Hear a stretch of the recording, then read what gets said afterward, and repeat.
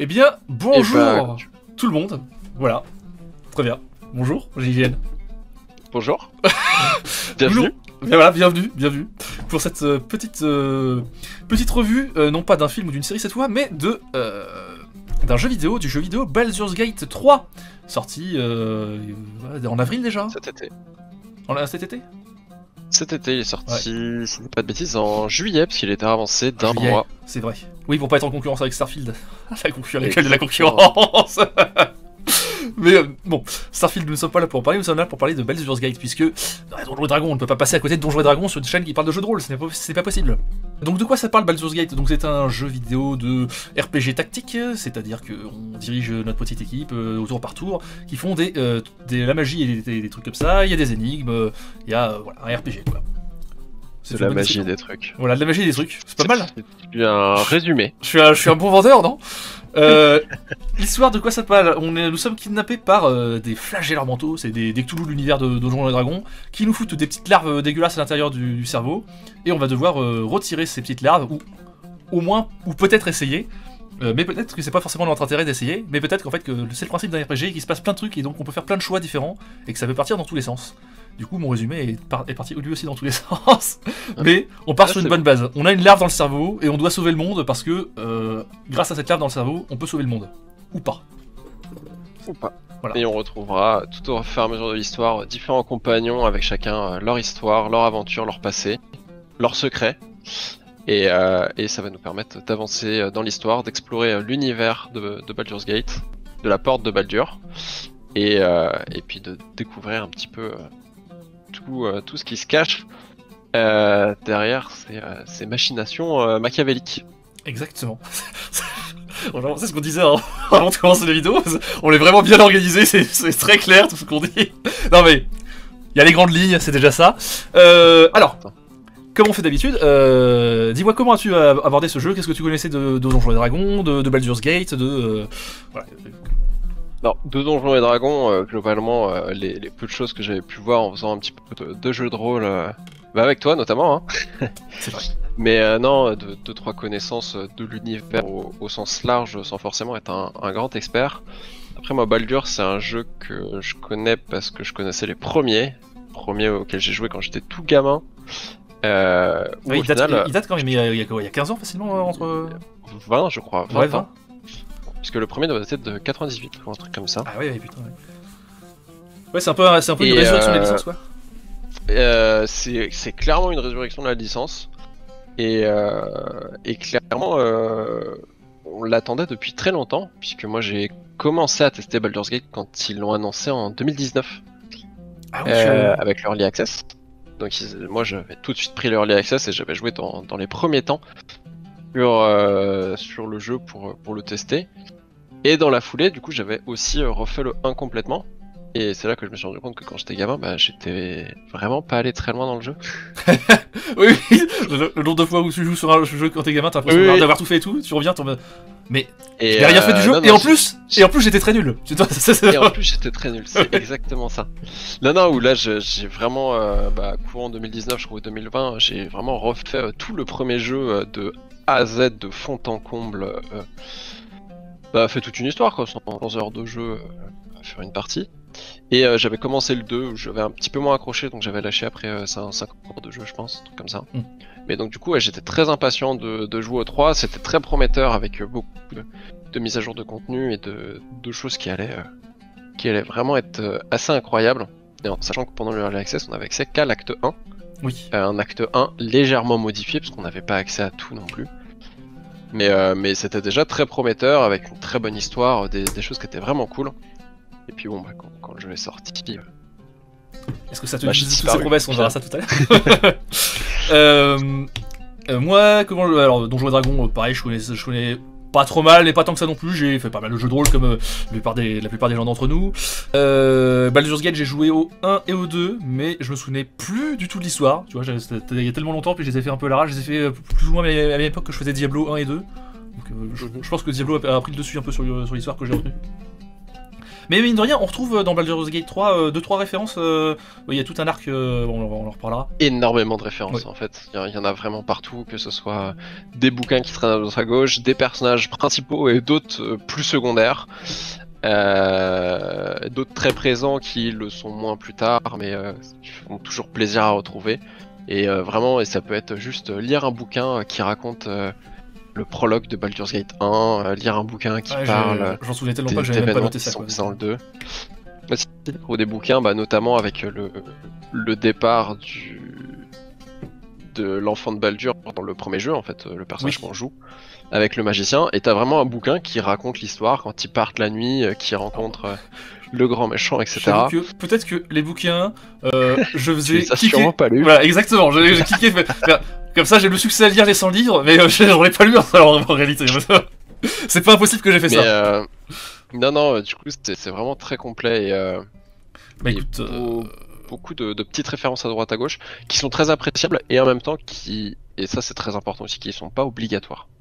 Oui, il n'y a pas besoin d'avoir fait les 2 premiers jeux pour comprendre les implications. C'est cool si on a les refs, on se dit ah ça je connais, c'est une ref, mais elles sont pas obligatoires. Tout comme il y a énormément de références aussi, puisque le studio ayant fait Baldur's Gate 3 n'est pas le studio qui a fait les 2 premiers jeux. C'est l'Ariane Studio qui a fait le 3ème. L'Ariane Studio qui est très connu pour beaucoup de jeux, notamment les Divinity. Oui, absolument. Donc c'était déjà une très bonne annonce quand ça a été ce studio qui a été annoncé pour faire le jeu, parce qu'ils s'y connaissent très bien sur ce type de jeu, et ils ont très bien adapté l'univers, puisque de base Baldur's Gate 1 et 2 sont pas en tour par tour, mais en semi-temps réel. Oui. Un petit peu comme les Pierres of Eternity, où tu peux mettre le jeu en pause, préparer des actions et relancer le temps réel. Mais du coup, l'Ariane a aussi fait des références à Divinity. Oui, ça je les ai vus parce que Divinity est très dans ma tête, effectivement. C'est très très cool aussi de voir ce genre de petites références dans leur jeu. Écoute, t'as commencé, mais en quelques mots, qu'as-tu pensé du jeu globalement? Je pense que c'est assez clair, j'ai détesté. Oui, ça se voit, c'est ce que je me disais. Je me disais, t'étais en pleine rage pure, là, ça se voyait. Moi, personnellement, j'ai absolument adoré le jeu. Je le trouve très agréable à jouer, il est très complet, il y a une liberté dans les actions qu'on peut faire. Typiquement, moi j'ai fait 3 parties, il n'y en a pas une qui se passe de la même manière. Et tu peux en faire tout et n'importe quoi. N'importe quel petit choix peut avoir des conséquences plus tard sans qu'on s'en rende compte. Et je trouve ça vraiment très agréable parce qu'il n'y a pas une partie qui se ressemble. Oui. Et c'est très très cool. Ça pour le coup, je prends toujours beaucoup de plaisir à jouer au jeu.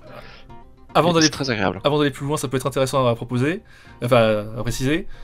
Moi, pour ma part, j'ai fait une seule partie, mais que j'ai fini, je suis allé jusqu'au bout, et ça m'a pris 80 heures quand même. Ouais. Et j'ai fait en multi, donc ça a un impact aussi sur la manière de jouer. Et toi, tu me disais justement avant que t'as fait plein de parties que t'as pas fini seul. Pour l'instant, je crois que j'ai fait 3 ou 4 parties, j'en ai pas fini une, j'en ai une en solo et 2 en multi, en tout cas pour les plus actives. Et pareil avec des groupes de 4 joueurs, pour ça ils sont en multi. Et pareil, il n'y en a pas une qui se passe de la même manière, et je pense qu'elles sont à peu près toutes à l'acte 3, plus ou moins avancées. Ouais, arrivé à Baldur's Gate, pas très loin de la fin, mais oui, je suis milieu fin de l'acte 3 pour les plus avancés. Mais ça te fait quand même 260 heures, tu m'as dit. Ouais, 210. Après, je pense qu'on peut enlever peut-être 40 ou 50 heures. Je pense que je dois avoir 160 heures. Ouais. Sur la version finale, puisque comme l'Early Access, c'est le même jeu que le jeu final, j'ai 40 heures de jeu, je pense, à l'Early Access. Ah oui, d'accord, ok. Donc je dois avoir peut-être 160 heures de jeu cumulé, donc je dois être 60-70 heures de jeu par partie environ. Mais oui, du coup c'est intéressant à préciser parce que du coup j'ai fait une seule partie de 80 heures, sachant que dû au fait que j'étais en multi, quand on est en multi, souvent il y a des trucs qu'on avance un peu plus vite que d'autres, alors sans prendre le temps de trop explorer, ouais. Quoi. Donc, et inversement, il y a des trucs qu'on avance beaucoup plus lentement que d'autres. c'est vrai. Mais du coup, potentiellement, une partie solo, j'aurais pu passer 100 heures dessus facile, quoi. Ah oui. Et ce qui m'amène du coup à... Donc, moi aussi j'ai énormément apprécié le jeu, je trouve qu'il tient toutes ses promesses, et même plus d'ailleurs. Et du coup tu disais il y a énormément de contenu, il n'y a pas une seule partie qui se ressemble. J'ai fait 80 heures sur le jeu, j'ai regardé plein de vidéos sur YouTube d'autres gens qui jouaient, qui faisaient tester des trucs et tout. J'ai l'impression de n'avoir rien vu du jeu. Oui. C'est incroyable. Bah, moi, pour te donner un exemple tout bête, il y a deux parties, une que j'avais fait en solo et une en multi que j'avais commencé dans les premiers temps, où on a avancé et tout, et on devait être rendu presque à l'acte 3 dans les deux parties. J'ai recommencé une partie en multi avec d'autres personnes, et dès l'acte 1, j'étais dans une zone que je n'avais strictement jamais vue. Oui. Non mais oui, c'est Voilà. vraiment incroyable. Des fois, il y a des Et dialogues c'est tout entiers genre des de personnages. choses, Des fois, tu. des dialogues, des personnages, et surtout des manières de jouer. Il y a notamment dans Baldur's Gate 3 un personnage qui est Sombre Pulsion, qui est un personnage origine. Et en fait, c'est le personnage origine avec lequel on est Ah oui, il y censé a jouer. un des personnages préfets. Tout à fait, c'est ce qu'ils appellent les personnages origines. Oui, d'accord. Oui, Un des personnages préfets, comme Shadowheart ou ce genre de choses. Oui, mais lui, c'est un oui, oui, c'est le draconien, c'est ça? Et il est personnalisable en fait. Ah oui? Ah, tu peux, je savais même pas. De base, il est présenté comme draconien, mais en fait, son propulsion, justement, le principe, c'est qu'il ne se souvient pas de son passé. D'accord. En fait, le fait de le jouer, ça va te permettre de jouer, de le découvrir au fur et à mesure. Tu ne peux l'avoir que en personnage origine de base, donc il peut pas, c'est pas un PNJ que tu croises dans le jeu autrement. Et du coup, ça te permet de jouer vraiment toute une histoire, plus ou moins telle qu'elle a été pensée. Le jeu a été plus ou moins pensé autour de ce personnage-là. Et donc tu vas pouvoir en fait découvrir son origine, découvrir un petit peu ce qui se passe, etc. Et il y a beaucoup d'événements autour de ce personnage, justement autour de Pulsion, qui te rajoutent des cinématiques incontrôlées. Ah oui, d'accord. Ou des nouveaux dialogues, etc. Ouais, et donc il y a vraiment toute une partie du jeu qui n'est accessible que si t'as pris un personnage préfet, quoi. Exactement, parce qu'il va y avoir des cinématiques spéciales, tu vas avoir des personnages spéciaux que tu vas rencontrer au fur et à mesure, qui vont avoir des interactions spécifiques pendant les nuits au campement, etc. Ils sont vraiment dédiés à ce personnage-là, et donc si jamais vous n'avez pas joué au jeu ou que vous comptez y jouer, un conseil peut être de jouer justement ce personnage origine de Sombre Pulsion, qui vous permet de complètement personnaliser votre personnage à la création, mais d'avoir en fait comme une quête, comme pour les autres personnages. Ouais, une quête supplémentaire, ouais, Exactement, c'est une quête d'histoire, enfin comme une quête de compagnon, mais pour votre personnage. Et le jeu a été plus ou moins pensé pour ça. Ouais, donc c'est pareil, ça augmente encore plus les quantités astronomiques de trucs que tu peux faire dans le jeu, quoi. De ton côté, typiquement, si toi t'as pas fait le jeu de ce côté-là, je te conseille de le faire. C'est vraiment très cool à jouer. Déjà, j'ai réussi à trouver le temps de faire 80 heures sur le jeu. Je vais avoir des difficultés à trouver en plus le temps de. Écoute. Et tu dors encore, hein, tu peux encore gagner du temps. Ah oui, c'est vrai, bien vu. C'est vrai que le sommeil, c'est du temps perdu, là. Qu'est-ce que c'est que ça? Bien sûr. Et... Non mais voilà, oui, du coup le jeu a été vraiment pensé pour son propulsion. Et c'est vrai que pour avoir une partie en multi justement, on rigole énormément parce que t'as beaucoup de choix justement autour de ça, autour de tout ça, et avec des choses assez improbables, mais très drôles. Mais ouais, donc il y a énormément de choses à avoir dans le jeu. Je vois même pas comment tu peux faire deux parties différentes. Deux parties identiques, oui. Ça me paraît vraiment pas possible. Et puis en termes de contenu en plus, là, à l'heure où on parle, c'est la sortie du patch 5. Patch justement qui rajoute un épilogue. Donc c'est-à-dire en gros une sorte de mini-acte après la fin du jeu qui se passe 6 mois après la fin pour pouvoir un petit peu voir qui est devenu quoi et qu'est-ce qui se passe. Oui, c'est d'autant plus énorme que il y a quand même énormément de fins différentes. Enfin, il y a des... J'ai vu une espèce de compilation des fins principales. Il y a des trucs qui n'ont rien à voir entre eux. Il y en a plus de 17 millions ou 170 millions, je sais plus. Bref, c'est un chiffre absolument hallucinant. Voilà, c'est beaucoup trop. Mais typiquement, il y a des fins qui sont prévues que dans des cas ultra rares. Et il y en a tous les jours qui sortent, et je trouve ça incroyable de mon côté, ce genre de choses. Et en plus, sincèrement, l'Ariane Studio, ils sont encore très actifs sur la résolution de bugs, etc. Parce que là, on est au patch 5.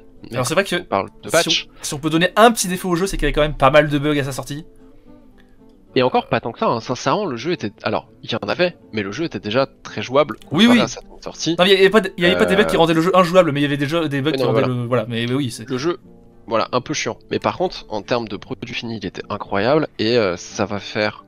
Oui, puis 6 mois. Oui.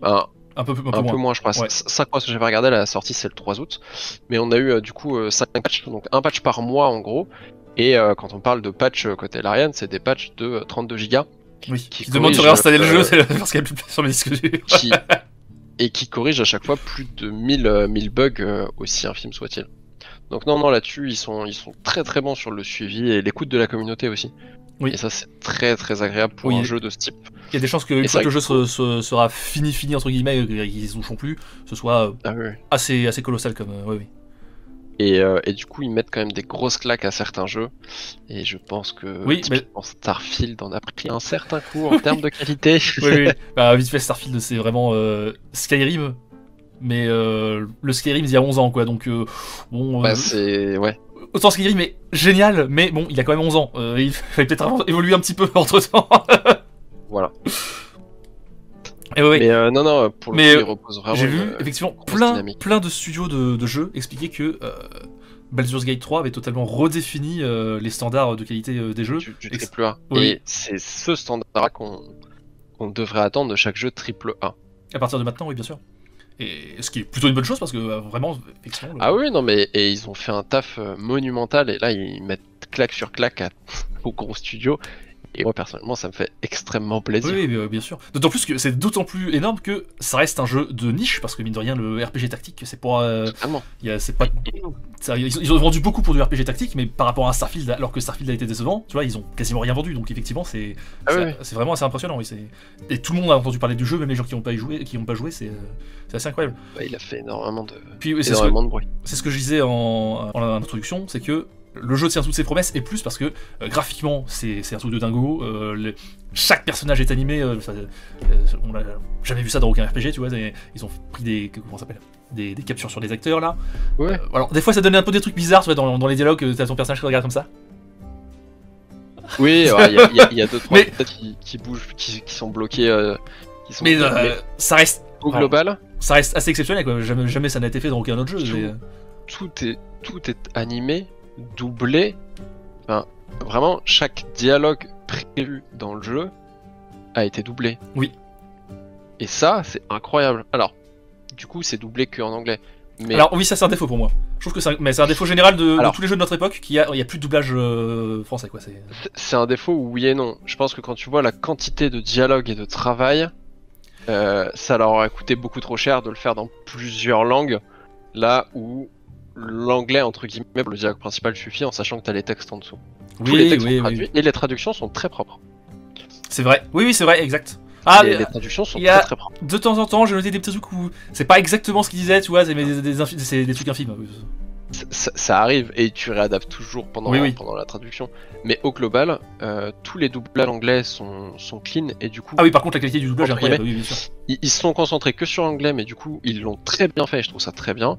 Et à côté de ça, t'as des traductions pour tous les textes qui sont irréprochables. Je crois que j'ai jamais vu de bugs de traduction ou de gros soucis. Donc voilà, de temps en temps, oui, effectivement, t'as des dialogues qui changent légèrement, mais le sens global reste là. Oui, bien sûr. Donc là-dessus, ils ont fait un travail vraiment très quali. L'histoire, on en a déjà parlé, mais l'histoire, c'est toutes ces promesses. Il n'y a pas un moment où c'est décevant, il n'y a pas des moments où tu te dis, oh, c'est un peu mou. Non, il se passe toujours quelque chose, il y a toujours un truc à découvrir. Et même les histoires secondaires, chaque personnage sont extrêmement travaillés, même des personnages super secondaires. Il y a plein de petits personnages, de petits PNJ que tu rencontres vite fait au détour d'un dialogue dans l'acte 1 et que tu retrouves dans l'acte 3. Ah, mais on se connaît, on se l'a déjà vu. Au point que même en tant que joueur, des fois tu t'en souviens pas. Ah, je t'ai déjà vu, ah oui, d'accord, si tu le dis. Qui es-tu? Non, pour le coup, c'est très agréable sur l'histoire. Elle est extrêmement développée. Chaque compagnon a sa petite histoire. Et même chaque PNJ que tu rencontres, au final, même si tu le vois pas très longtemps, il y a toujours un petit contact de qu'est-ce qu'il fait là, pourquoi il est là. Oui.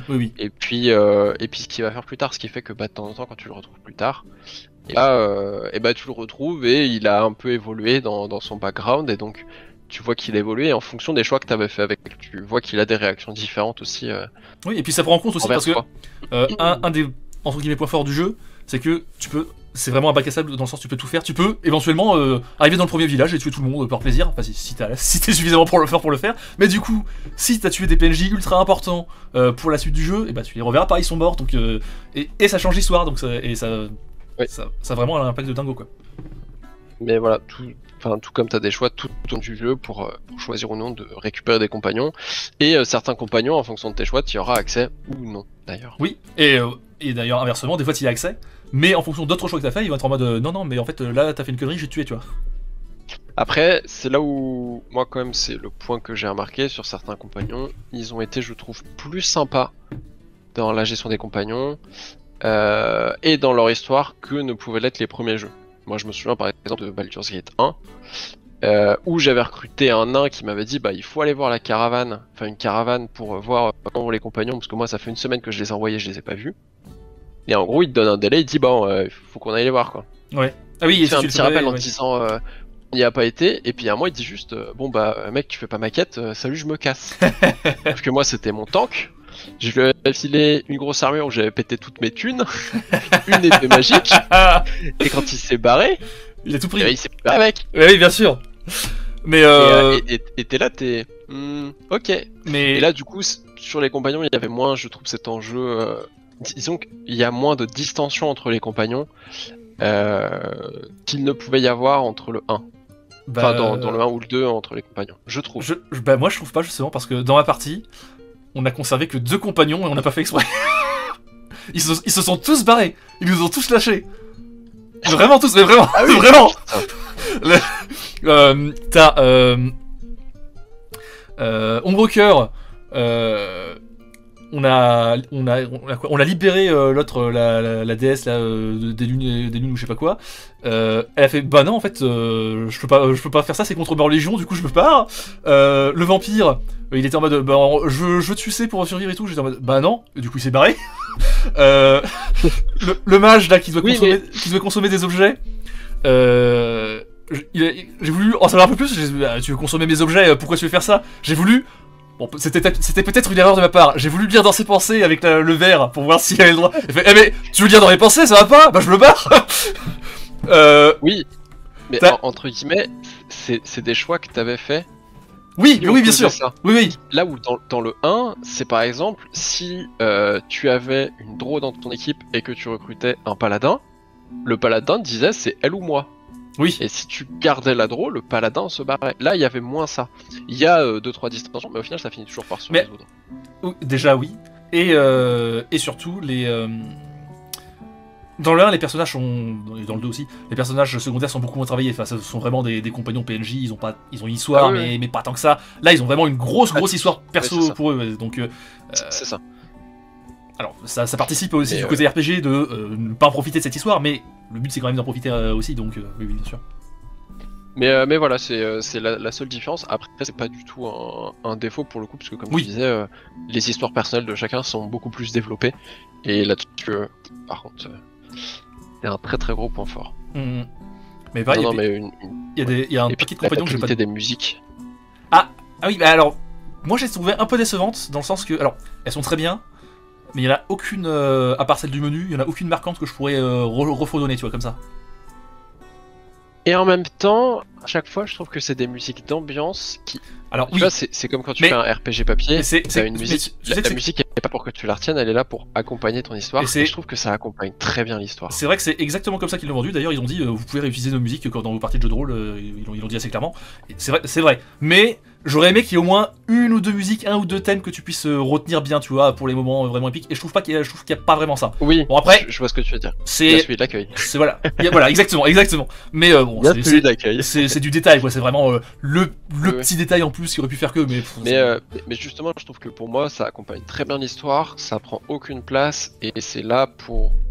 Ça t'accompagne, c'est-à-dire, c'est là quand tu te balades, ça change de thème quand t'es dans les combats, ça change de thème quand t'es dans des zones différentes, et tu vois bien qu'il y a des ambiances, des thèmes, des accompagnements qui sont différents, avec plus ou moins de montée de vitesse dans les musiques, ou d'énervement dans la Oui. musique en fonction des combats et des scènes, donc pour le coup, j'ai Oui. énormément apprécié l'accompagnement, et pour le coup, c'est un accompagnement de musique. Ah oui, mais bon, histoire de compléter mon propos, c'est pas le genre de. Elles sont très bien pour accompagner, etc. Mais c'est pas le genre de musique que j'irais écouter comme ça toute seule, Ah oui, non. tu vois. Mais Ah non, après, oui, totalement pas. elles sont très bien, oui, bien sûr. du coup, les premiers jeux, tu t'as dit qu'on retrouvait pas mal de références. Moi, je les ai pas notés parce que j'ai totalement zappé les histoires des premiers jeux. Mais de manière générale, t'as l'univers de Donjons et Dragons. Et oui, pour le coup, les références, elles sont blindées aussi. C'est assez incroyable. T'as l'univers de Donjons et Dragons, tu retrouves. Alors, même si la ville. Alors, c'est surtout à l'acte 3 où t'as énormément de références. Sur l'acte 1 et 2, ça va être par-ci par-là des bouquins, des petites histoires, des choses comme ça. Ça va être un petit peu en mode conte et légende de. Oui. De Baldur's. Il faut dire, alors pour préciser par rapport à l'histoire, c'est que le jeu est réparti en 3 actes. Et les 2 premiers actes, on n'est pas encore à Baldur's, on s'est écrasé dans un vaisseau très très loin, et du coup on doit arriver à la ville au travers des deux premiers actes pour défendre la ville qui va se faire attaquer. Et du coup l'acte 3 est le plus gros, vu que c'est là où on arrive à Baldur's Gate, alors que les premiers jeux, t'es tout le temps à Baldur's Gate. Bah, des fois tu t'éloignes un petit peu, mais vite fait quoi, tu t'éloignes beaucoup même. En fait, t'es assez rarement à Baldur's Gate, finalement. Oui. Même si ça reste des grosses zones. Mais tu gravites autour, quoi. Là, on est vraiment pas du tout à Baldur's Gate dans les 2 premiers actes. Et du coup, c'est pour ça ne m'étonne pas du coup qu'il y ait pas trop de références dans les 2 premiers actes dû au fait que justement t'es pas au même endroit. Notamment alors le deuxième jeu se passe beaucoup plus dans Baldur's, mais dans les jeux en fait t'es assez peu dans Baldur's Gate finalement. Parce que Baldur's Gate c'est vraiment genre tout le nord de la carte. Oui. Et qui devient même une carte dédiée quand il y est. Et après t'as vraiment tout le sud de Baldur's Gate, donc t'explores énormément de choses en dehors. Mais en fait, genre je sais plus quel est le temps entre les événements des premiers jeux et des derniers jeux. Enfin du troisième. Oh alors là, mais il se passe quelques centaines d'années je crois. Oui. C'est pour ça qu'on retrouve certains personnages, mais plutôt vieux. Ou ressuscités. Ou ressuscités, voilà. Il y a un boss notamment que j'ai beaucoup apprécié retrouver, c'est le boss final du 1. C'est quoi, Tout à fait. J'ai oublié son nom. Sarevok. Ouais, Sarevok, oui. Oui, j'étais très content de le retrouver et de pouvoir looter son armure et Mais et ce qui est, alors je trouve encore plus appréciable, c'est que on retrouve vraiment le design du premier jeu. Oui, mais on le reconnaît, visuellement tu le reconnais tout de suite, tu te dis, ah putain c'est lui, je le connais, oui. C'est instantané, tu reconnais son casque, son armure, tout, même ses yeux. Le personnage est là, c'est juste une amélioration graphique, en fait, visuelle. Sinon c'est... Il y a aussi à prendre en compte que sa tête c'est littéralement le logo du premier jeu aussi. Oui, non mais pour le coup, ils ont tout repris et du coup, il est vraiment emblématique et c'est voilà. Et oui, et puis c'est très très agréable. Et du coup, en plus, ils réussissent à faire un lien entre lui, c'est entre guillemets le lien entre tous les jeux, vu que un des boss principaux que t'affrontes, c'est un de ses descendants quoi. Totalement. Mais du coup, oui, non, il y a vraiment des petites refs à gauche, beaucoup avec les personnages, de temps en temps avec les histoires ou les livres, mais ça reste, comme on disait, assez discret pour la plupart. Oui, c'est pas essentiel. C'est agréable. Je suis d'accord avec toi que je trouve ça essentiel que ce soit pas essentiel d'avoir fait ses devoirs, quoi. Pas comme une série Marvel, les films Marvel où maintenant tu dois avoir vu 50 séries pour comprendre ce qui se passe, sinon tu comprends rien.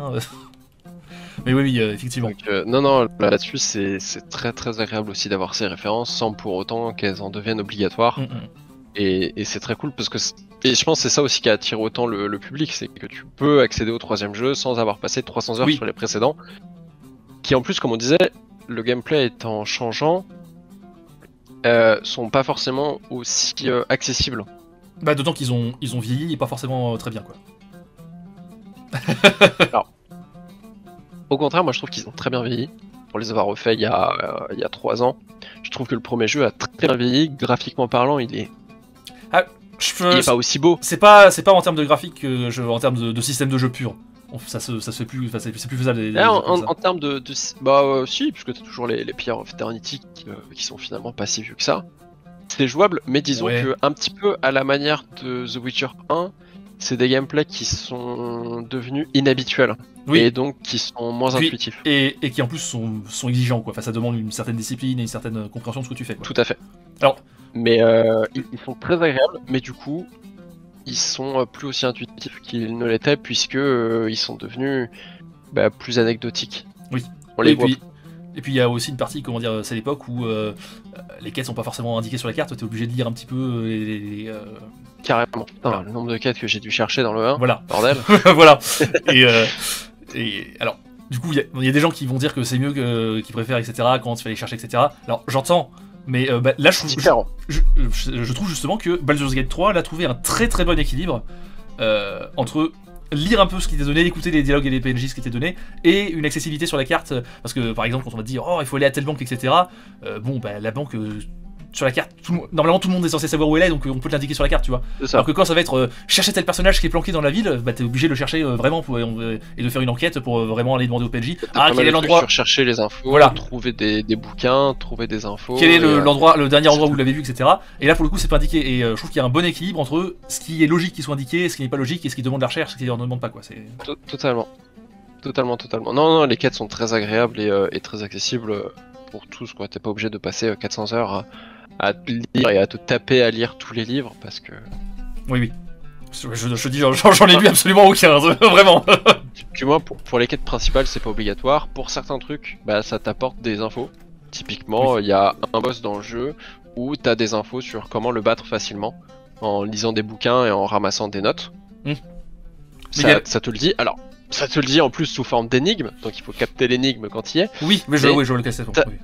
Mais t'as des infos qui viennent t'apporter ça, et donc du coup ça, entre guillemets, te récompense d'avoir lu certains livres, d'être intéressé à l'histoire et au lore. Mais mine de rien, mais c'est obligatoire. Il y a pas mal de... Alors il y a un truc que j'ai beaucoup aimé dans le jeu, c'est qu'il y a vraiment beaucoup de zones d'énigmes, mais d'énigmes pures, à la vraiment RPG papier, quoi. Ah oui.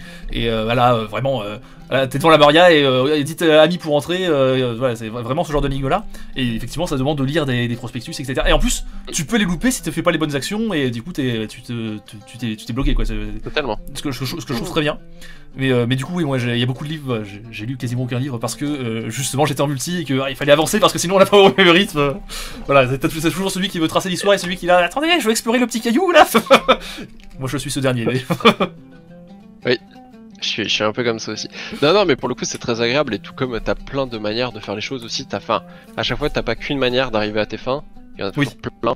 Il y a beaucoup de dialogues avec des jets de dés sur de l'intimidation, de la persuasion et tout comme ça, qui changent totalement le cours, d'ailleurs qui sont très bien faits. Oui. Les dialogues avec les lancers de dés. Oui, mais d'ailleurs, ça peut être très frustrant, mais très bien fait. Voilà, c'est ce qui m'amène à un point, c'est que selon moi, ce jeu est le jeu vidéo le plus proche, mais vraiment le plus proche de ce qui existe par rapport à un jeu de rôle papier. Alors en termes de liberté et en termes aussi de la partie aléatoire, genre les GD sont vraiment très présents, ils sont très compréhensibles aussi par rapport aux statistiques que tu as, etc. Bah tu comprends quelles sont tes chances, tu comprends. Tout est bien expliqué. Exactement. À chaque fois. Et effectivement, tu vois tout de suite, en fonction des lancers de dés que t'as, si tu t'es complètement bloqué une partie du jeu, et que c'est à la fois frustrant et en même temps tu te dis c'est logique, j'aurais voulu, mais bon bah en même temps voilà, c'est logique que je peux pas soulever 150 kg parce que j'ai pas le personnage qui a la force pour faire ça, mais ça fait chier. Et aussi à l'inverse, les fois où tu t'es débloqué un truc que t'aurais pas dû parce que ça fait un super lancer de dés, et tu fais ouais, j'ai notamment, alors j'avais un personnage qui est paladin, donc qui était censé être charismatique. Bon, évidemment, comme je suis une buse, je foire mes statistiques sont à chier, j'avais un charisme assez pourri. Et que tout est basé là-dessus pour le paladin, mais... Voilà, exactement.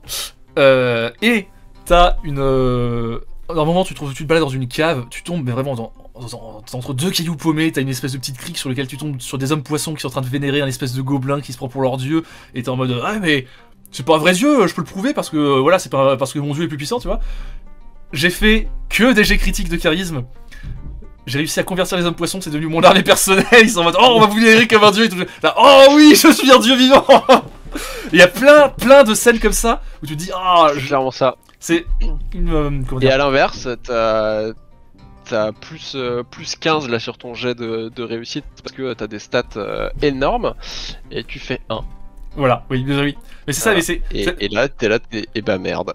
Cette gestion typique du jeu de rôle entre frustration d'échouer comme une merde alors que tu devrais réussir, et grande satisfaction de réussir alors que tu devrais échouer comme une merde, quoi.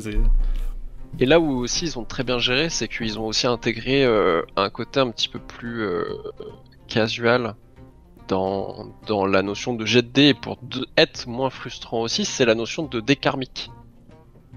C'est une option en fait qui est... Ah oui, que tu débloques avec les inspirations, c'est ça ? Non, non, en fait, les dés karmiques, c'est une option du jeu qui te permet un petit peu de réguler ta chance. Ah oui, oui, oui. C'est-à-dire que si jamais tu enchaînes trop de jets critiques, dans un sens ou dans l'autre, hein, que ce soit des Oui, oui. échecs ou des succès, ça va venir réguler. C'est-à-dire que si tu fais trop de succès critiques, il va te faire tendre un petit peu plus vers l'échec. Et inversement, si tu viens d'enchaîner 40 jets d'échecs critiques, ou d'échecs, il va essayer de te remonter un petit peu. Donc en fait, c'est une sorte de balance pour éviter que tu enchaînes trop d'échecs Mais, par rapport au succès et inversement. mais moi j'ai joué sans. Parce que bah, déjà, Moi aussi. les vrais jouent sans. Mais Et non, mais alors c'est en termes de jeu, mais après ça peut être très frustrant quand tu fais beaucoup, parce que oui, bien moi sûr. ça m'arrive rien, tu fais des combats et tu passes tout ton combat à rater l'ensemble de tes jets. C'est un poil irritant. Non, ça ne m'est pas du tout arrivé pendant tout le jeu. Mais du coup, je trouve que c'est aussi une bonne chose en termes d'accessibilité de faire ce genre de choses parce que ça permet de rendre l'expérience un petit peu plus Oui, fluide. bah c'est sur, plus pour les gens qui n'ont pas l'habitude de ce ces genre de jeux-là, jeu, oui, effectivement, mais oui, c'est. Tout à Mais, fait. oui. Et mais à noter, il faut noter quand même que quand tu les actives pour toi, ça les active aussi pour les amis. Oui, totalement. Donc, Totalement. eux aussi vont faire moins de jeux critiques, donc bon, il y a un équilibre qui est gardé. Mais En plus, quoi, c'est vraiment, tu peux juste te prendre le karma parce que du coup, ton adversaire va enchaîner 5 critiques d'un coup. Ça m'est arrivé, hein. Manger 5 oui, critiques d'un non, coup. mais oui, bien sûr, bien sûr, bien sûr, quand ça fait plusieurs dizaines d'heures, oui, évidemment que c'est arrivé. Évidemment que t'as recommencé plusieurs fois même combat parce que juste là, t'arrives pas à avoir le bon passage. Voilà. Et du coup, tu te fais casser la gueule. Mais oui, totalement. Non, pour le coup, sur le gameplay, il est très très agréable. Bon, avec certains personnages, je regrette de pas pouvoir avoir 10 barres de sorts, mais on fait avec. Oui. C'est vrai que alors, moi, comme j'étais paladin, j'avais pas vraiment de gestion des sorts, bah, j'avais globalement 3 sorts qui se battaient en duel, donc ça va. Mais comment t'as fait? Moi, j'en avais 10 milliards. Mais non, mais. Bah, déjà parce que j'investissais pas dans les sorts, quand je faisais mes trucs de points. Non, mais. Putain, c'est le plus puissant! Le mec il joue paladin sans Non, mais- charisme et sans spell. Alors après, effectivement, si t'as pas de charisme, du coup tes sorts font pas de dégâts. Non, mais même. Et ils sont pas puissants. Mais comment dire, les sorts du paladin, concrètement, la liste des sorts avec lesquels j'avais accès, Ouais, mes collègues jouaient magicien, elle est très petite par rapport aux magiciens. Les magiciens, ils en ont une infinité Ah oui. impossible. Effectivement, je T'as comprends. quand même un bon panel de spells en tant que paladin. Ah bah, quand je voyais mes collègues magiciens. Oui, non, mais pas autant qu'un magicien, c'est sûr. Mais, Bah oui, non, mais alors, oui, c'est sûr. Mais moi, j'étais en mode, mais attendez, vous avez le mais droit ma de première partie en solo, c'était un guerrier. Alors je peux te dire que moi, j'avais Oui, bon, d'accord. vraiment 3 spells qui passaient en duel. Ok, d'accord, oui, j'entends. Ouais, Non, mais alors, non, mais je non, peux mais, te alors- dire qu'en tant que guerrier, j'avais vraiment juste 2 Non, barres attends. et c'est quasi vide. Je crois on s'est mal compris. Quand je parlais de sorts, je parlais de sorts purs parce que le paladin, c'est pas des sorts, c'est un truc à part. C'est la concentration divine oui, ou je sais pas quoi. Ça reste quand même dans la partie spell. Oui, mais enfin, comme c'est un menu à part, ça l'est. Mais je parlais vraiment en termes de sorts purs, il y a vraiment rien quoi. Mais Il y en a quelques-uns, mais du coup, j'avais pas une barre trop remplie, tu vois. Mais effectivement, je voyais mes collègues magiciens, ils avaient des millions de sorts. J'étais là, mais comment vous remplissez tous dans votre ouais. barre, c'est pas possible quoi. Mais en même temps, tu peux adapter le menu. Enfin, tu peux augmenter le nombre de cases, etc. oui, donc, mais c'est bien. tu peux le rajouter qu'à 4 de hauteur. Et moi, je t'assure qu'il y a certains persos, je l'aurais bien mis à 6. Hein. Ah oui, ah d'accord, à ce point. Oui, non, pour le coup, le paladin, Ah il oui. y a pas besoin de plus, mais oui. Alors, Ah ouais. Paladin, moi, c'est ric-rac, mais après, il y a d'autres compétences qui sont venues se rajouter. Après, je suis dans mon style de jeu, je suis assez mono utilisation. Tu vois, il y en a un que je vais spammer en boucle, et il y en a un, non mais guérir les soins, guérir les blessures de je sais pas quoi, je fais jamais. Vas-y, je le mets dans un coin et je l'utiliserai pas. Oh, le paladin, mais Ah non mais juste il bourrine. voilà, non mais j'étais un paladin au carton, il faut le dire. Mais là où tu vois quand même qu'il est très puissant, c'est que en fait à partir du moment où t'as les bons équipements, c'est bon, t'arrives à tanker, t'arrives à faire des dégâts, etc. Ah oui, non, par contre, l'équipement, je joue énormément. T'as notamment l'épée au tout début du jeu dans la scène, dans le tout premier boss que tu rencontres, si t'as l'intelligence de récupérer son épée en paladin. Ah. La première acte, tu roules dessus, elle est vraiment trop puissante. L'intelligence, mais surtout le temps ou Oui. la chance. Hein. Oui. Un mélange des trois, oui, bien sûr. Parce que globalement, c'est pas toi qui le tue, hein, c'est. Ah, si, ton pote. C'était nous qui l'avons tué. Alors, oui, mais c'est surtout ton pote Tentaculman qui lui fait des dégâts. Hein. Parce que toi, tu lui fais 2-3 points de dégâts à chaque tour. Mon pote Tentaculman On a un C'est pote Tentaculman avec toi Mais Non, mais je veux dire, quand on est dans le vaisseau au tout début là Ah bah oui, bien sûr. Qui combat contre le Tiflin. Totalement. Et c'est lui qui fait les dégâts. Parce que toi, tu lui fais 3 points de dégâts parce que le mec il est niveau 10. Hein. Et tu le rates une fois sur. Je pense que j'ai totalement une fois sur loupé. Parce que concrètement, l'acte 1, moi je suis sorti, on avait ombre cœur et puis le cerveau nous là, et c'est tout. Hein. Oui. Et t'avais. Mais attends, t'avais pas. Lazael? Ah si, oui, on l'avait, oui, on l'avait aussi. Oui, Oui. bah On oui, oui. l'avait Lazel, oui. Oui. Et bah ça c'est l'intro de Baldur's Gate Ouais. avec le combat. Ouais. Et je t'assure que qu'il y a un Illithid. Enfin ça, c'est des Man Flyers, c'est ça? Ah oui, non mais c'est aussi un de nos ennemis. Non? Non, alors à ce moment-là c'est un allié, Ah d'accord, mais non, mais le Man Flyer. Ah bah je t'assure que c'est un allié et que c'est lui qui se tape, parce que c'est lui qui fait 42 dégâts sur le mec qui a 150 PV. Hein. Ah mais je me souviens pas qu'on avait un allié. J'ai dû louper. Non mais comme quoi le jeu est vraiment vaste, quoi, mais vraiment. Si, je t'assure. Ah non mais je crois très bien. Mais du coup j'ai loupé. Tu vois, comme quoi c'est possible de louper même des trucs, mais c'est vraiment l'intro du jeu, oui. mais c'est le tuto quoi. Donc. Mais du coup c'est clairement lui qui t'aide, hein, parce que je t'assure que tout seul, Ah bah nous on s'est il fait. te marave en 2 coups. Hein. Après on était 3 quoi, donc. Ah non, même à 3 je t'assure qu'il tape sur l'Illithid en premier parce que toi en un coup il te met au sol. Ah ouais. Ah ouais bah. Ah ouais. Ah bah c'est-à-dire que t'as 8 points de vie Au début pendant oui. l'intro. Et lui il fait 42 dégâts. Ah ouais. Voilà, non mais il est niveau 10 ou 12 hein, je t'assure. Non mais T'es pas tout je sais que nous on l'a buté, alors on s'est un peu servi, c'est parce que tu affrontes 2 boss en même temps qui se tapent dessus. Oui, et bah voilà. Et bah il y en a un c'est le Tiflin, l'autre c'est le Man Flyer, et le Man Flyer il est avec toi. Il est en vert. Ah non. Ah, nous on lui tapait dessus. Ah je suis sûr qu'on tapait sur les deux en même temps. D'accord, et bah alors c'est pour ça qu'il est passé rouge. Je pense qu'il y en a un de vous qui l'a tapé et du coup il est passé rouge. Ah d'accord, ok, c'est pour ça que je comprenais pas. J'étais en mode, mais on l'a pas là de notre équipe, nous on se tapait 2 boss en même temps, et on a réussi à vaincre les deux. Non mais normalement il est avec toi l'autre. Ah d'accord. Ah ouais, non, nous on se battait contre. Et du coup, en fait, c'est vraiment un jeu de sens. Si le Man Flyer arrive à faire suffisamment de dégâts au Tiflin, tu peux avoir son arme. Mais nous, par exemple, quand on a essayé de le faire là dans ma 3ème partie, et juste ils rataient tous les deux tout leur coup. et du coup, bah en fait, à un moment, si tu traînes trop, t'as 3 autres Tiflins qui débarquent. Oui, puis de toute façon, t'as un temps limité pour. Oui, bien sûr, oui. Et du coup, bah juste, on a fait pas. Bah on se casse. Hein. Bah oui. Non, mais d'accord. Mais voilà. Ah ouais, non, mais nous c'est pas vraiment les 2 boss, on essayait de se placer pour que. Parce que ça remonte à loin. Pour que les deux se tapent entre eux, tu vois. Ah, mais ils le font de base tout seuls. Ah d'accord, très bien. Comme des grands. Ah ok. Bah là, il le faisait pas parce qu'on tapait sur les deux en même temps en fait. Ok, très bien. Eh oui, mais du coup, vous les avez dérangés. Ah, mais voilà, mais comme quoi, ils le font comme des grands et tu l'encercles. Et puis bah t'espères que ça passe.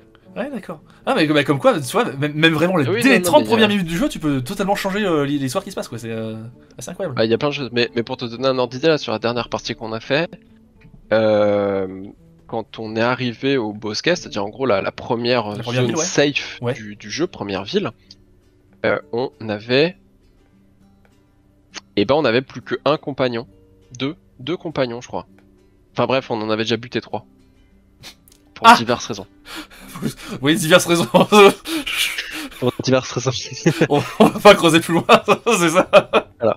C'est-à-dire que Ombrecoeur a pas continué très loin. On n'a jamais vu Gale. Enfin, pas en entier. Ah oui, vous avez juste récupéré son bras, quoi, c'est ça? Ouais. Ouais, ok. oui, très bien. Et voilà. Et donc, voilà, je t'avoue que là, quand on va arriver à la fin, à l'épilogue, il y aura plus grand monde, hein. Oui, bah, tu vois le genre de partie que j'ai vu quand je t'ai dit que j'avais pas de compagnon non plus. Voilà. Mais du coup, et à côté de ça, dans une autre partie, on a quasiment récupéré tous les compagnons qui existent dans le jeu. Donc non, clairement, énormément de possibilités et d'une partie à l'autre, ça change énormément. Et je pense que le multi est aussi quand même très très bien foutu. Mais oui, du coup, ça indique une rejouabilité infinie, quoi. Totalement. Petite note quand même, il y a eu un bon point d'attention sur les machines un petit peu plus entrée de gamme, ou du moins anciennes. parce qu'il y a 2 ou 3 options, typiquement de disque dur lent, ou, Ah oui. de graphisme, etc. Maintenant, ça marche bien quand t'es en solo. En multi, je sais que notamment à l'acte 3, qui est le plus gourmand de tous, puisque t'arrives dans la ville de Oui, et là Baldur's, pour le coup, la ville est très fournie, oui, oui, oui. la ville est très fournie, et du coup, on a eu pas mal de petits soucis à droite à gauche Oui, bah, avec 2 ou 3 joueurs, de zones qui chargeaient pas, de terrain je sais qui que. marchait pas bien, ou de déconnexion. À déconnexion, on l'a pas eu, mais ouais, quand on était à Baldur's, moi je sais que à partir du moment où on utilisait le système de téléportation, il fallait bien que j'attende 10-15 minutes avant que la ville ne soit pas autre chose que des murs transparents. Non, mais typiquement, nous c'était surtout, on a eu une personne là qui avait un PC un petit peu plus modeste, et je sais que de temps en temps, juste ça chargeait pas, donc il crachait et il se faisait Oui. éjecter de la partie. C'est pas grave, tu vois, il se reconnecte et il continue à jouer. On a eu aussi un long moment un personnage, enfin son personnage en plus du coup, qui avait dû être buggé. Mais vu qu'ils ont ajouté un système d'armoire, en gros c'est un système quand t'es en multijoueur et qu'un personnage n'est pas dans la partie, tu peux mettre son avatar créé dans l'armoire. Ah oui, j'étais pas là au début du jeu. Permet... Oui, c'était pas là au début du jeu. Ah, oui, c'était pas au début. Et en fait, le fait de mettre ce personnage dans l'armoire magique, ça te permet de recruter du coup un PNJ à la place. Oui. Pour continuer par exemple une histoire sans un joueur qui a arrêté la partie. Ça vous permet de continuer sans être obligé de jouer son personnage. Ça nous est arrivé parce que on était rejoint par notre pote en cours de partie. Il avait fait assez intentionnellement un personnage dégueulasse. Il a joué 3 heures avec nous, puis après il s'est barré. On se retrouvait avec son personnage immonde pendant les cinématiques. On était là. Oh, qu'est-ce que c'est que cette horreur! Et du coup, ça permet de virer le personnage. Et nous, ça nous a permis de corriger son personnage. Parce que du coup, en le mettant dans l'armoire, en fait, ça l'a en fait complètement déchargé. Ah oui. Et du coup, il s'est reset. Et donc, quand du coup il est revenu, ça a rechargé son personnage de zéro et ça l'a débloqué. Mais en fait, à chaque fois qu'il jouait avec nous, typiquement, il avait des problèmes, c'était injouable, il pouvait pas changer de zone. Et ça nous faisait planter, nous tous, les dialogues. Ok, ouais. Donc voilà. Donc ça arrive, il y a des petits problèmes dans le jeu, après rien qui ne se soit pas corrigé. Oui, c'est ce que tu disais au début, avec les petit à petit, oui, ils corrigent un peu toutes les erreurs qui sont notées, quoi. Et ils sont énormément à l'écoute des joueurs aussi sur plein de choses. Donc ça c'est très cool. Mais ça aussi, c'est une très bonne chose. Ça fait partie selon moi des standards du jeu vidéo à redéfinir, parce qu'il y a tellement de studios de jeux vidéo qui sortent leur truc, plein de bugs, qui font bon bah c'est sorti, on s'en bat les couilles, vas-y. Et c'est surtout plein de jeux qui sortent un petit peu sous pression à côté des actionnaires, de l'attente de la hype, etc. Et qui sortent en disant en fait c'est là où, et moi j'ai vu ça avec d'autres sorties de jeux, où c'est des gens qui disent ok, le jeu est sorti, mais je veux pas y jouer tout de suite, je vais attendre un mois que le patch soit sorti. Oui. À quel moment tu te dis, quand le jeu sort, j'attends un mois pour y jouer? Ça a aucun sens. Et voir, j'en voyais certains même qui disaient, j'attends un an que vraiment tous les patchs soient sortis et tout. Et ça me paraît aberrant de se dire que quand le jeu sort, il faut que tu attendes un an avant de pouvoir y jouer réellement. Et je trouve ça catastrophique ce qui s'est passé avec Cyberpunk, même si c'est un jeu de cœur.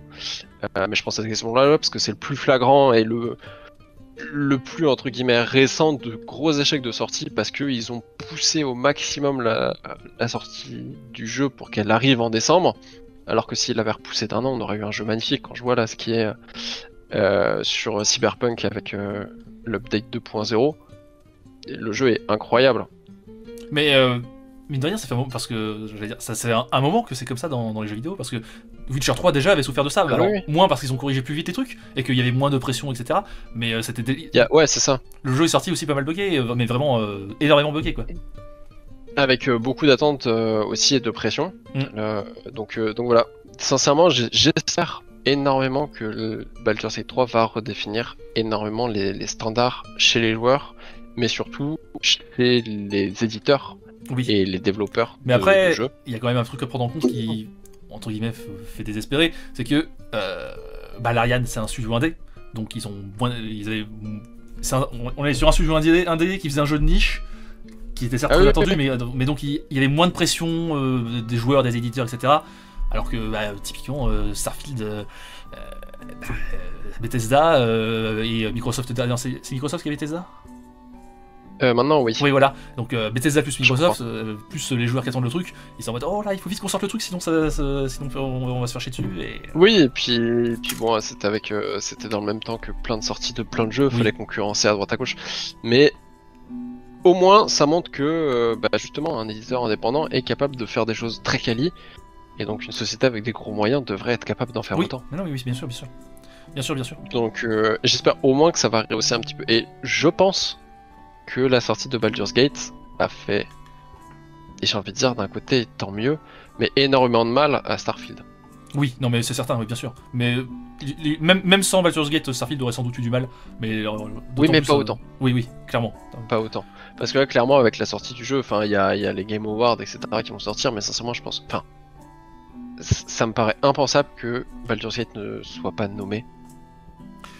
Alors il y a un point qui pourrait faire que, j'ai déjà dit 2 fois, c'est que ça reste un jeu de niche, donc je pense qu'il y a la majorité des joueurs qui n'ont pas forcément joué ou qui connaissent seulement le nom et qui voient pas forcément... Non mais c'est possible, mais qu'il soit nommé dans au moins une catégorie, parce que oui, non mais ça c'est oui.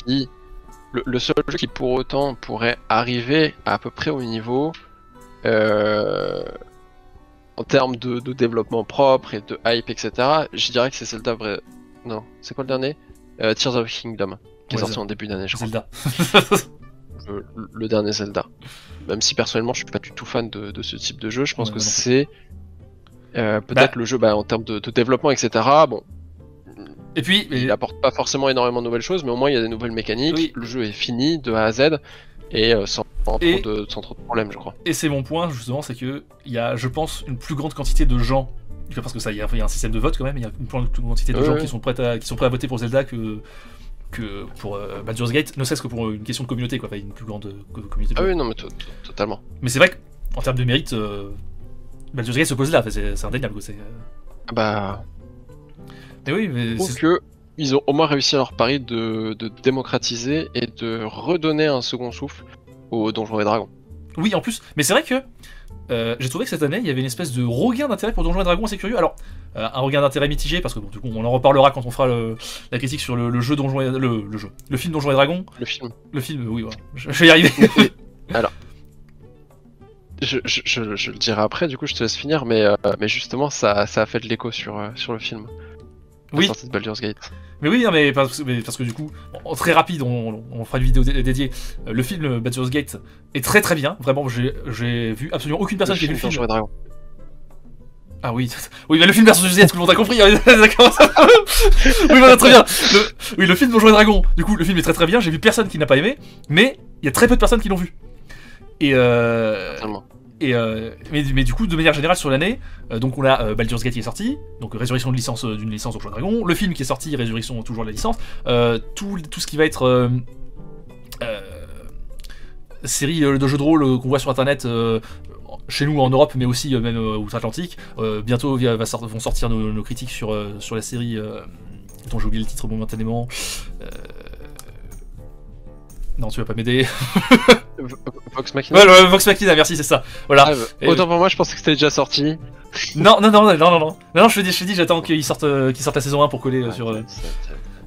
Il faut avoir une gestion de youtubeurs professionnels, tu vois, il faut coller avec les sorties. On est pas dans la merde. Ouais, on est pas dans la merde.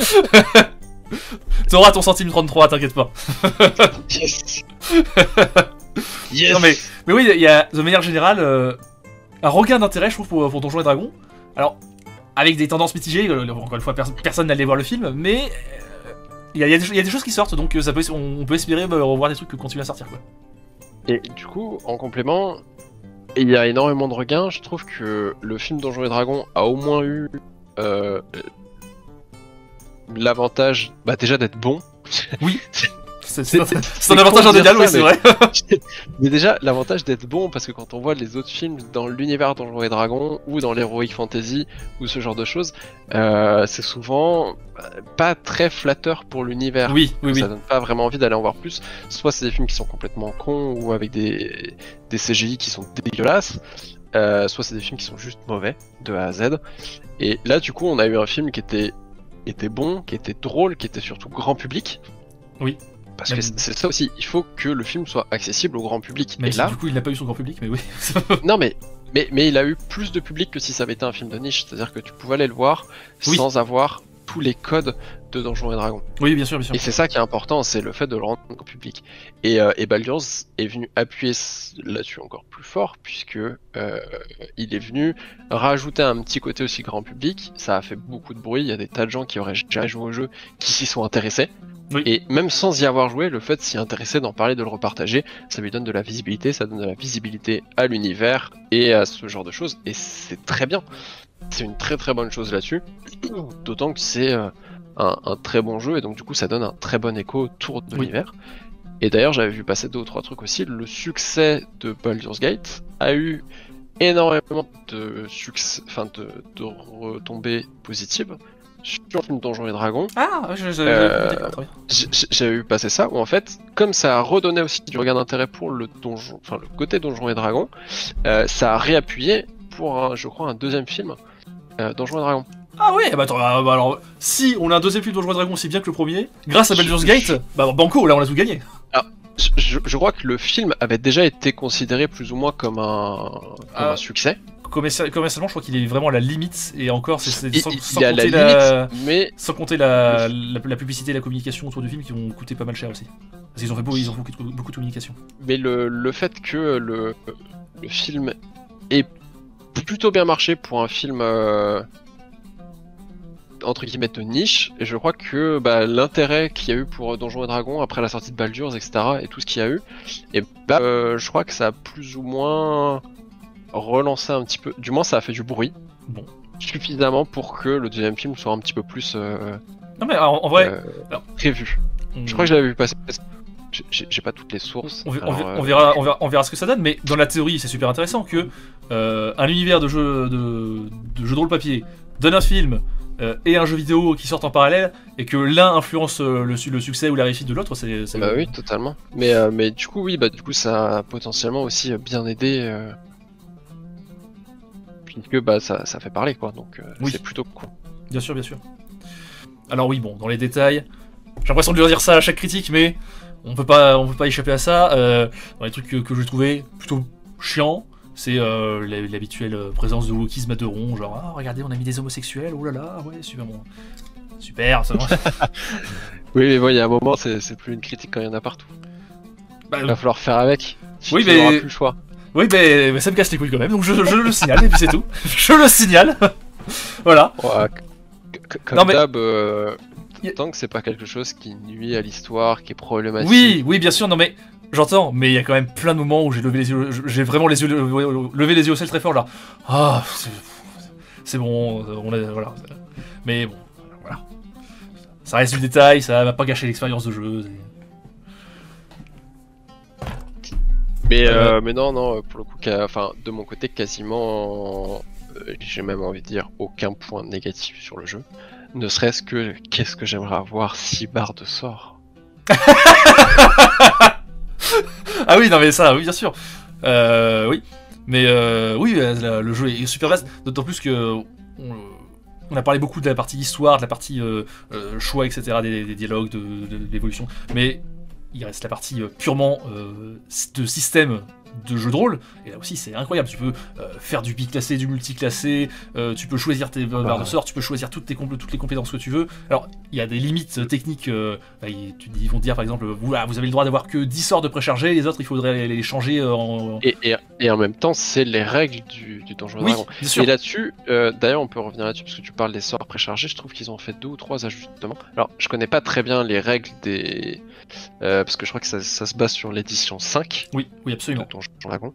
Alors je connais pas très bien les règles, mais moi de mémoire, il fallait se reposer pour pouvoir remettre à jour ses sorts et les repréparer. Oui, ce qu'elle est là c'est pas le cas. Ah si. Non, tu peux les changer en direct quand tu veux. Ah bon? Oui. Et ça, c'est le petit côté casual qui... Voilà, ça sort un peu derrière, mais je trouve ça très pratique. T'as juste... Alors c'est moi qui j'ai loupé une partie du jeu, je pensais qu'on pouvait vraiment changer que dans les phases de repos. Je pensais aussi, mais en fait tu peux juste ouvrir tes sorts, décocher des sorts préparés, et en préparer d'autres. Et tu les auras tout de suite. Ok. Voilà. Donc c'est ce genre de petits ajustements qui, disons, fluidifient le gameplay que je trouve très appréciable. Oui, mais après, comment dire, bon, j'entends que ça puisse faire rager des puristes de Donjons et des Dragons, etc. Mais, à titre personnel, j'aime bien l'univers de Donjons et Dragons, etc. J'aime bien le jeu de rôle, mais Donjons et Dragons, c'est pas mon jeu de rôle préféré dans la mesure où c'est très sur le système de jeu, beaucoup plus que sur l'histoire. Enfin, il y a beaucoup de MJ qui vont être là, t'avais que 3 flèches dans ton carquois, là tu vas en utiliser une 4ème, ça marche pas, tu t'as pas fait ton jour de repos, tu peux pas utiliser ce sort parce que voilà. Bon, ce qui est le cas là pour plein de sorts et tout, je crois qu'ils ont Oui, mais fait ça justement pour certains sorts, parce que justement il y en a certains qui étaient trop puissants, Oui. d'autres pas assez. non, mais Il y a des c'est sorts qu'ils ont pas mis parce que. ce que je veux dire, c'est que cette casualisation pour un type comme moi est bienvenue. Ouais, Non mais totalement. Et pour moi, elle est même nécessaire si tu veux rendre ton. Enfin, le but c'est d'avoir un jeu agréable justement. T'es Oui. pas dans un jeu de rôle papier. Ça reste quand même un jeu vidéo. Il faut que ça s'adapte au monde du jeu vidéo et tu peux pas tout retranscrire tel quel. Non, mais fondamentalement, tu vois, très bien faite et très bonne. Fondamentalement, il pourrait, tu vois, ce serait pas choquant, et je pense qu'il y a plein de joueurs que ça choquerait pas de devoir compter le nombre de flèches, de devoir. Ah bah non, parce que typiquement dans le premier jeu, t'avais littéralement Oui. un carquois où tu pouvais mettre des flèches et des choses comme ça, et si t'en avais plus, bah t'en avais plus. Et t'étais dans la merde. Oui. Mais non, là pour le coup c'est des simplifications, ils ont rééquilibré certains sorts qui sont pas assez puissants et d'autres qui le sont beaucoup trop. Ils ont enlevé certains sorts qui sont juste trop puissants ou qui casseraient trop le jeu, je crois notamment c'était le cas d'un sort, je sais plus lequel. Mais justement où ils ont dit, bah en fait à la base ils voulaient intégrer, sauf qu'en fait ça créait tellement de cas à part à gérer, de sorties de contexte, de petites choses. En fait ils pouvaient juste pas, il aurait fallu 50 devs de plus pour prévoir tous les cas, et ça aurait créé encore plus de bugs. Et donc ils ont juste préféré l'écarter, et avoir un jeu qui soit propre, et fini sans trop de problèmes, parce que... Mais ils ont fait des très bons choix, et le jeu tel qu'il est très très bon je trouve, avec un gameplay très agréable, que ce soit, et c'est ça qui est important, que ce soit en combat, ou hors combat.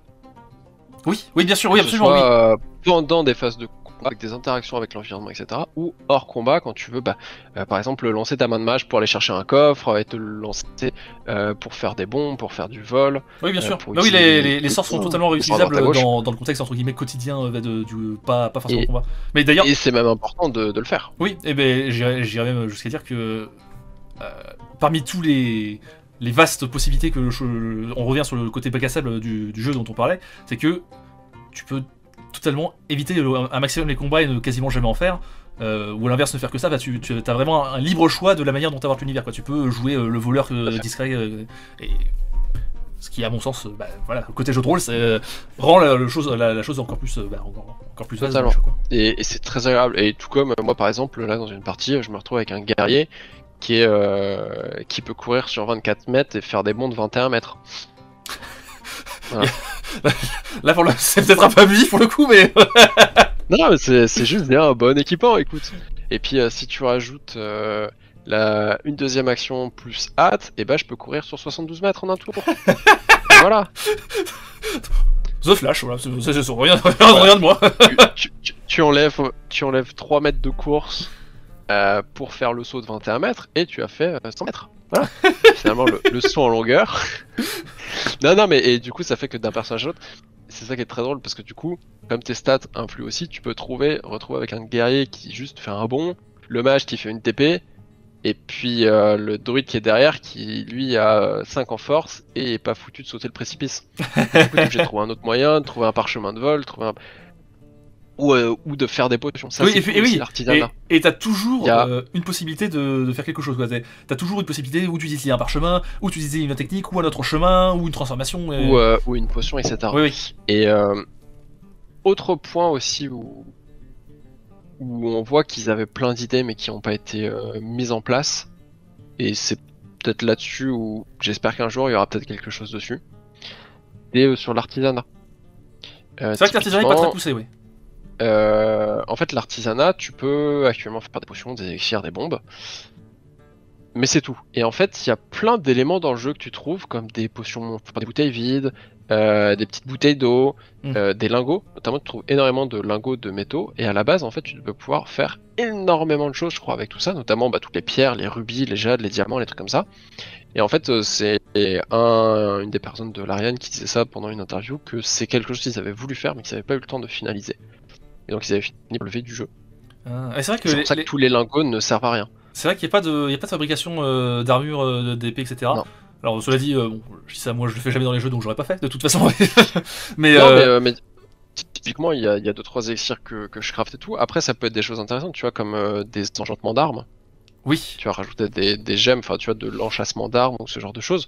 pour genre booster une arme qui est déjà très puissante, mais où tu peux rajouter un petit bonus, où tu peux rajouter ceci, cela, genre mettre tu vois, des rubis pour ajouter des dégâts de feu sur une arme, ou tu vois, ce genre de choses. Mais du coup, ça n'a pas été fait dans le jeu, donc voilà. Mais, j'ai envie de dire, du coup, on va arriver sur une conclusion, peut-être pour un 4ème. Et peut-être. Parce que, alors, de ce que j'ai vu pour l'instant, c'était pas trop dans les tiroirs, mais non. Comme le jeu a bien fonctionné, qu'il y a un regain d'intérêt pour l'univers Donjons et Dragons, a priori... En tout cas, c'est pas ce qu'ils font, je crois, dans les médias. Non, dans les médias, ils ont dit qu'ils préféraient se concentrer sur un nouveau Divinity. Et ce qui est totalement normal, et je pense que c'est ce qu'il faut, ça sert à rien de sortir de jeu coup sur coup. Oui, non, je suis d'accord. Non, mais d'ici, je sais pas, 10 ans. Ouais, bien sûr. On sait pas, peut-être que dans 10 ans. Non mais oui, non, mais en plus je suis d'accord qu'il y a beaucoup trop d'univers ou de licences aujourd'hui qui sortent à la volée des 50 opus et du coup ça diminue la qualité de manière visible quoi. Donc c'est mieux effectivement, mais d'ici 10 ans, si on a un nouveau Baldur's Gate d'ici 10 ans qui redéfinit encore une fois les termes de jeux vidéo dans lesquels ils ont incroyable. Dans lequel ils ont encore le temps de rajouter plus de trucs, de rajouter la construction etc, d'armure, d'épée, etc. Allons-y banco hein, allons-y.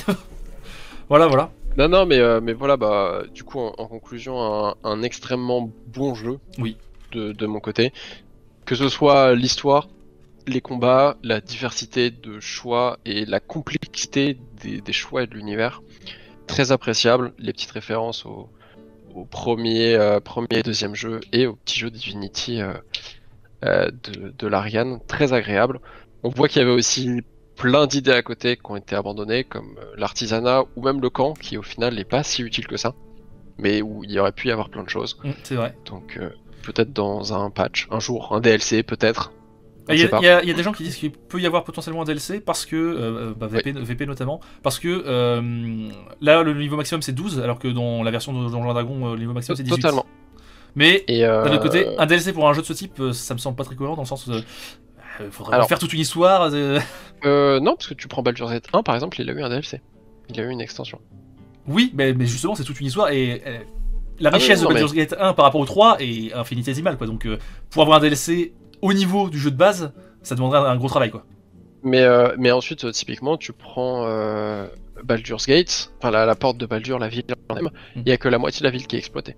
Oui, c'est vrai. Juste la partie basse de la ville, il y a encore toute une partie haute, et je pense que tu peux avoir encore pas mal d'intrigues à droite à gauche, parce qu'il y a des bouts d'intrigues qui sont démarrés mais jamais finis. Et ensuite, la raison du coup pour le niveau 12 en niveau maximum, c'est que passé le niveau 12, tu commences à avoir des spells qui sont extrêmement puissants.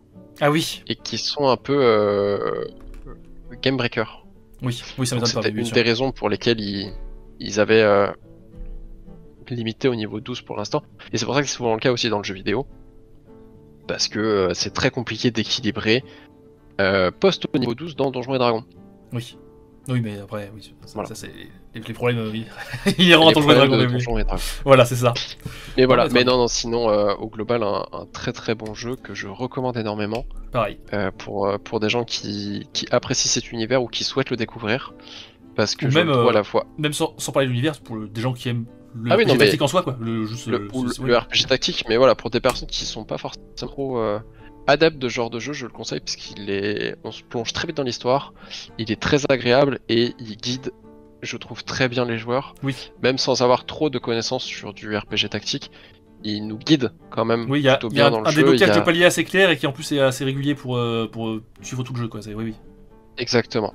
Voilà, il y a un très beau suivi du jeu qui accompagne tout en laissant beaucoup de liberté, mais du coup ce qui fait qu'on n'a jamais l'impression d'être largué sans comprendre ce qu'on peut ou ce qu'on doit faire. Voilà. Et puis moi j'ajouterai à tout cela que, à mon sens, ce sera un peu le Skyrim de la décennie, dans le sens que on arrivera en 2030 et on pourra presque déjà dire que c'est le jeu de la décennie, quoi. Oui. Côté RPG tactique, ça sera clairement une nouvelle référence. Oui. Non mais voilà, très bien. Dans le genre. Et vous aurez compris un avis très positif sur ce jeu.